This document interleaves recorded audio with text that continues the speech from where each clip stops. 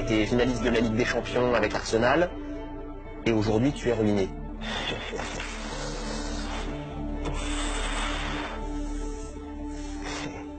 Je vous dis la vérité, je vous parle, mais j'ai le cœur qui saigne parce que je ne mérite pas ça. Avec tout ce que j'ai gagné, avec les trophées que j'ai remportés avec Arsenal et Galatasaray. Et aujourd'hui, me voir ainsi, c'est difficile. C'est difficile. Je n'ai pas souhaité ça, mais bon, c'est arrivé. C'est quand que tu t'es rendu compte que tu n'avais plus d'argent? C'est la conséquence de mon divorce. C'est la conséquence de mon divorce. Un jour, moi-même, je suis parti à la banque pour me renseigner.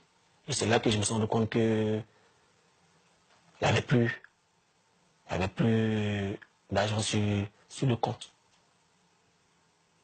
Comment tu as réagi à ce moment-là? Ben, en fait, je ne croyais pas. Je ne croyais pas. Et je ne peux pas penser, une fois que la personne avec qui tu vis, tu as fait des enfants avec, on voit ça dans les films. On voit ça dans les films, mais je ne peux pas penser qu'un jour cela allait arriver. Donc vous aviez un compte commun et elle a tiré l'argent. Bon, c'est ce qui s'est passé. J'ai été naïf là-dessus. Je sais, je le sais. J'imagine qu'il s'agit de millions d'euros. Oui, beaucoup. C'est beaucoup de millions. Moi, je sais que je me suis fait escroquer. Si, je sais. Mais pour moi, le plus important, c'est de ne pas les récupérer. C'est le sacrifice. Pour moi, le plus important, c'est de revenir pour montrer aux gens que ce qu'ils pensent, ce n'est pas vrai. Que moi, j'ai encore le talent, j'ai la rage. J'ai la rage de revenir sur le terrain. Même si tu me trouves un club à Bagdad ou bien au Pakistan, bah, je vais aller parce que moi, j'ai envie de jouer. 11 ans à Arsenal, Galatasaray, et on te voit aujourd'hui vivre dans les paquets, dans les valises, etc. Tu risques d'être expulsé, c'est ça? Oui, je risque. Mais bon, ce qui me fait mal, c'est le fait que j'ai personne auprès de moi. J'ai personne auprès de moi. C'est ça qui me. Tu te sens abandonné? Oui, je me sens abandonné parce que j'étais plus attaché aux enfants. J'étais bien avec ma famille, avec mes enfants. J'étais heureux, j'étais joyeux. Et aujourd'hui, je me retrouve tout seul. Est-ce que le monde du football est solidaire ou est-ce que tu te sens abandonné aussi par le monde du foot? Oui, je me sens. Le football, il est ingrat. Le football, il est ingrat pour. Le football, ce n'est plus le talent. Hein. Ce n'est plus le talent. Le football, maintenant, c'est l'argent, le business. On fait mal. Même, je te jure, hein, tu vois, chez moi, j'ai pas de télévision. Hein. J'ai décidé de ne pas mettre la télévision chez moi maintenant parce que j'ai mal. Quand je regarde, je vois mes amis jouer. Je suis content pour eux.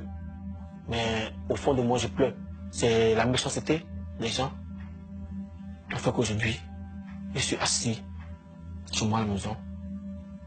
Je pleure tout seul. J'ai pas d'amis. J'ai pas des amis avec qui j'ai joué qui sont en contact avec moi.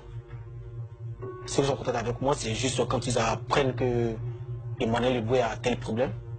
C'est là qu'ils surgissent, ils viennent. Et moi, ça, j'appelle pas ça l'amitié. T'es descendu très bas. Ben, c'est Ça a été très très dur pour toi. Oui. J'ai connu la dépression. Franchement, j'ai connu la dépression. Des moments où je m'enfermais. Je ne sortais pas.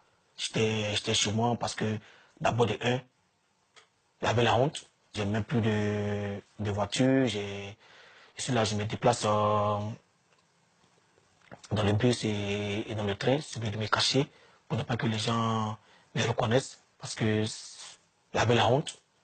Il y avait la honte et des deux. Ici, il y a même des journalistes même qui viennent à côté de la maison, qui cherchent à prendre des photos, qui cherchent à me filmer, à filmer tout ce que je fais. Donc, c'est difficile. T'as bien un film. Hein. Oui, c'est comme cela, c'est faut être fort pour pouvoir surmonter ça. Je vois que j'étais là et je régresse. je descends. Et ça, je ne veux pas que ça arrive à quelqu'un d'autre parce que c'est très, très, très, très difficile. Tu vois, j'ai des photos, j'ai même des vidéos de la finale de 2006 là. Et quand je regarde, je pleure. Quand je regarde, je pleure. J'ai des photos aussi avec le joueur national, avec le Thierry Henry, les Pires, le Campbell. J'ai les photos aussi avec eux, mais quand je regarde ça, je coule les larmes, je pleure parce que je me dis que je n'ai pas atteint complètement mon objectif. Je n'ai pas atteint, mais je ne baisse pas les bras. Le témoignage fort et sincère d'Emmanuel Eboué, alors son affaire avec son ex-épouse notamment est encore en cours devant la justice. On se sent un petit peu perdu avec des ambitions de sportifs, de footballeurs qui ne sont pas éteintes alors qu'il a été suspendu un long moment. Mais au-delà de son cas, c'est assez fréquent finalement. On a toujours du mal à comprendre comment des gens qui ont gagné autant d'argent peuvent se retrouver dans un dénuement aussi important. Il l'explique en quelque sorte. Moi, je trouve que c'est d'une incroyable dignité de venir comme ça à la télé expliquer son désarroi parce que c'est d'une tristesse immense. Comme il le dit, il a gagné des millions. L'entourage autour des footballeurs, on le connaît. Moi, je retiens quelque chose dans ce qu'il a dit, c'est qu'il a dit « je suis seul aujourd'hui ». Et j'ai fini seul. Il faut savoir qu'un footballeur, il finit pas non plus en 15 ans de carrière avec 50 amis du football. En général, vos amis, ce sont ceux qui sont en dehors du football. Vous passez par des équipes, vous rencontrez des gens. Les amis, je ne vais pas dire qu'il reste peu, mais c'est un milieu qui est tellement, où il y a une telle compétition, où il y a tellement d'argent qu'aujourd'hui, chacun se regarde et il ne faut pas oublier qu'on est dans un milieu individualiste. Mais c'est ça que j'allais demander, parce qu'il quand même, il doit connaître des gens multimilliardaires aujourd'hui.